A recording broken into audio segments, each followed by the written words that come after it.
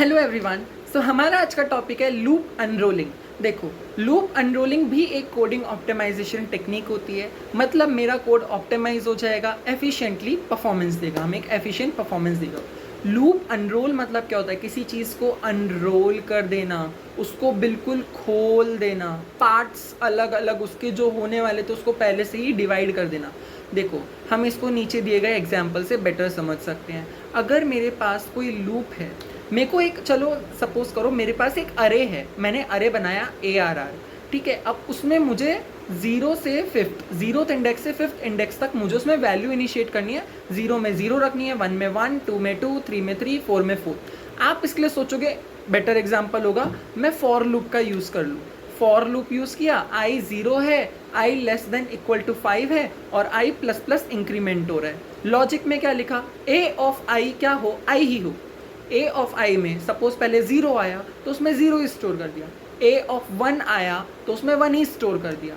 Zeroth index पे zero value है, वनथ index पे वन वैल्यू है, टूथ इंडेक्स पे टू वैल्यू है ना। पोजीशंस डिफरेंट है, पोजीशन वन से स्टार्ट होती है पर इंडेक्स तो जीरो से ही स्टार्ट होता है ना, हम वो चीज़ मान के चल रहे हैं। तो इसके लिए मैंने फॉर लूप यूज़ किया।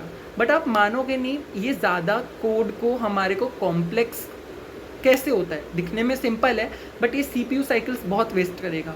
क्यों? क्योंकि CPU पहले लूप पे गया, आई की वैल्यू चेंज करी, अंदर आया, फिर वापस CPU के लूप के बॉडी में, लूप के कंडीशन स्टेटमेंट में गया, फॉर में आई की वैल्यू चेंज करी, फिर अंदर आया, उसमें वैल्यू असाइन करी, फिर स्टोर करी, फिर वापस आई लूप पे आएगा। बार बार उसको लूप की कंडीशन स्टेटमेंट पे जाना है, उसको चेक करना है और फिर अंदर आके उसको स्टोर कराना है, करेक्ट वैल्यू को, करेक्ट वैल्यू असाइन करानी है, फिर वो स्टोर होगा वेरिएबल। उससे बेटर है आप सीधा लिख दो, ए ऑफ जीरो है is equals to zero, A of one है is equals to one, A of two है इज इक्वल्स टू टू।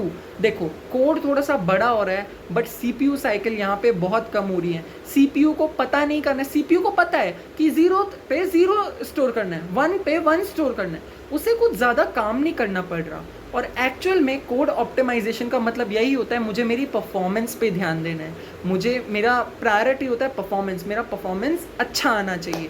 तो जाहिर सी बात है इसमें परफॉर्मेंस अच्छा आएगा, CPU को ज़्यादा काम नहीं करना पड़ रहा। वैल्यूज़ तो मैंने दे ही दी हैं कि ए ऑफ जीरो में जीरो स्टोर कराओ, फर्स्ट इंडेक्स में वन स्टोर कराओ, सेकेंड इंडेक्स वैल्यू में टू स्टोर कराओ, तो उसको वैल्यूज़ पता है, उसका काम बस स्टोर करना है। वहाँ पे तो बार बार लूप की कंडीशन में जाएगा, आई को इंक्रीमेंट करेगा, फिर उसको आई की वैल्यू को अंदर जाएगा, ट्रू और फॉल्स चेक करेगा, आई में असाइन, आई को असाइन करेगा अरे में, है ना। तो बहुत लेंदी हो जाएगा, बहुत ज़्यादा CPU साइकिल्स जाएंगी।